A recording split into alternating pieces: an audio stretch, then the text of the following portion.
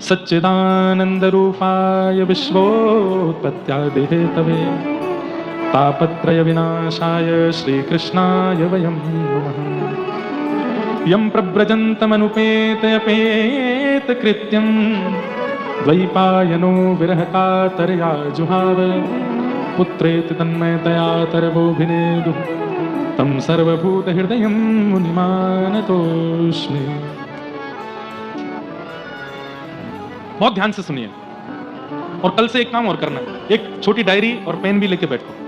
कोई भी बात ऐसी लगती है ना कि ये जीवन उपयोगी बात है, पता क्या होता है, हम सोचते हैं कि ये बात हम अपने जीवन में उतारेंगे, यहां से जाने के बाद नहीं उतार पाते, लेकिन यदि आप उस बात को लिख लोगे तो धीरे धीरे वो आपके अनुकरण में आने लगेगी, आपके जीवन में आने लगेगी। इसलिए एक डायरी पेन लेके बैठा कीजिए कथा में, कब कहां क्या भाव प्रकट हो जाता हमको खुद नहीं पता रहता, इसलिए ध्यान से सुना कीजिए और लिखा कीजिए।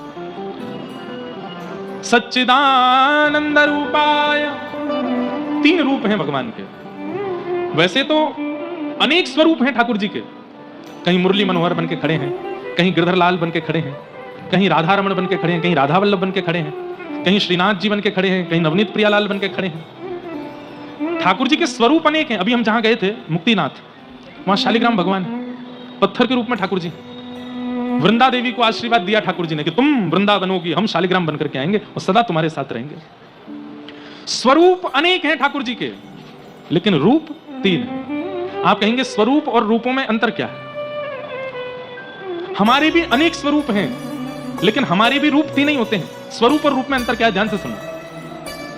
परिस्थिति के अनुकूल, व्यवस्था के अनुकूल या व्यक्ति के अनुकूल हम जब अपने रूप का निर्माण करते हैं उसको स्वरूप कहते हैं, लेकिन जो वास्तविकता में हम होते हैं उसको रूप कहते हैं।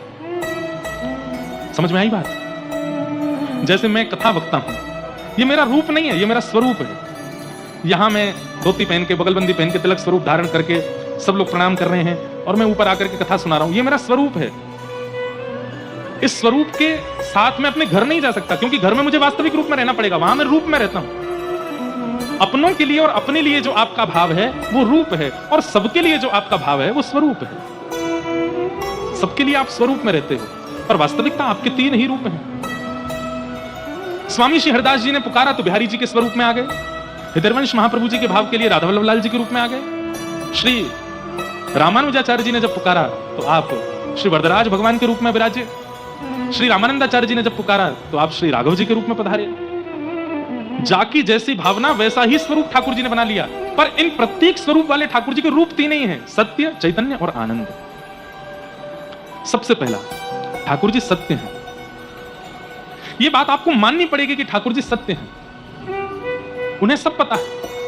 तुम जानत सब अंतर्यामी, वो सत्य, सत्य मृत सत्य नेत्रम सत्यात्मकम त्वाम शरणम प्रपन्ना। ठाकुर जी सत्य हैं। अच्छा, विशेष रूप से यह बात उन लोगों के लिए, बंधुओं, हमारे जीवन में 5 प्रकार की अग्नियां आती हैं। पहली अग्नि, हर व्यक्ति के जीवन में एक बार देह का ऐसा रोग आता है जिस रोग के कारण वो एक बार मृत्यु के स्पर्श तक पहुंच जाता है। हर व्यक्ति के जीवन में एक रोग तो आएगा, पहली अग्नि,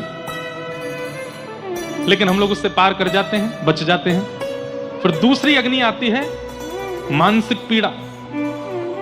हमारे परिवार में, हमारे रिश्तेदारों में या हमारे जीवन में ऐसी एक घटना घट जाती है जिसके कारण हम चिंतित रहते हैं, सो नहीं पाते, खा नहीं पाते, उठ नहीं पाते, बैठ नहीं पाते। ये सबके जीवन में आती है दूसरी अग्नि, मानसिक पीड़ा की। पहली शारीरिक पीड़ा, दूसरी मानसिक पीड़ा। निवेदन कर दीजिए कि कोई भी पंडाल के अंदर जूते चप्पल पहन के ना घूमे, उनसे हमारी प्रार्थना। सब लोग इधर देखो, समझ गए? हाँ, दूसरी अग्नि क्या है? दूसरी अग्नि क्या है? मानसिक पीड़ा। चिंता में बैठे हैं, अब क्या होगा, अब क्या होगा, अब क्या होगा, अब कैसे होगा, ये इस परिस्थिति से हम कैसे निकलेंगे। आप ही नहीं आए हो उस परिस्थिति में, दुनिया का हर व्यक्ति आता है, सबके जीवन में आ चुकी है, जा चुकी है, तो खुश रहो। और अगर मानसिक पीड़ा वाली स्थिति नहीं आई है तो तैयार रहो, आने वाली है, आएगी जरूर। ये 5 अग्नि सबके जीवन में आएंगी। तो पहली देह की, दूसरी मानसिक मन की, और तीसरी आएगी अपनों की पीड़ा। जैसे आपके जीवन में कोई दुखी नहीं है, लेकिन आपका अति प्रिय मित्र आपका अति सन्निकट कोई व्यक्ति वो महाविषाद में आ जाएगा, उसके कारण आप विषाद में आओगे। आप दुखी नहीं हो, आपके परिवार में कोई दिक्कत नहीं है, लेकिन आपका किसी से इतना घनिष्ठ संबंध है कि वो दुखी है इसलिए आप दुखी हो। इसको कहते हैं पर पीड़ा। दूसरे के कारण आप पीड़ित हो, दूसरे के कारण आप पीड़ा में हो।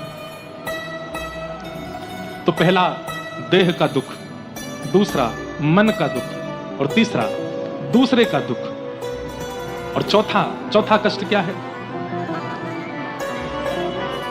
चौथा कष्ट क्या है? समय का कष्ट। वो समय का कष्ट कैसा होता है? ना आपने कुछ गलत किया, ना आपने किसी को कुछ गलत कहा, ना आप मन से दुखी हो, ना आपके देह में दुख है, ना पर के प्रति दुख है, लेकिन किसी कारणवश आपके ऊपर आक्षेप लगा दिया जाएगा, आपके ऊपर आरोप लगा दिया जाएगा, परिवार के द्वारा, पड़ोसियों के द्वारा, समाज के द्वारा, पत्नी के द्वारा, बच्चों के द्वारा, पति के द्वारा, किसी के भी द्वारा आपके ऊपर एक आक्षेप लग जाएगा कि आपने ये काम गलत किया, और आप सब सही कर रहे हो, लेकिन फिर भी आपकी कोई नहीं सुनेगा। एक समय ऐसा सबके जीवन में आता है, वहां पर ऐसा ही हुआ। और अंतिम अग्नि आती है, अंतिम ही जिसका नाम है चिता की अग्नि, और इस अंतिम अग्नि को कोई पार नहीं कर पाता, ये हमें जला करके ही जाती है। ये पंच अग्नियां सबके जीवन में आती है। पहली देह की अग्नि, दूसरी मन की अग्नि, तीसरी पर दुख की अग्नि, चौथा समय की अग्नि, और पांचवी अंतिम अग्नि।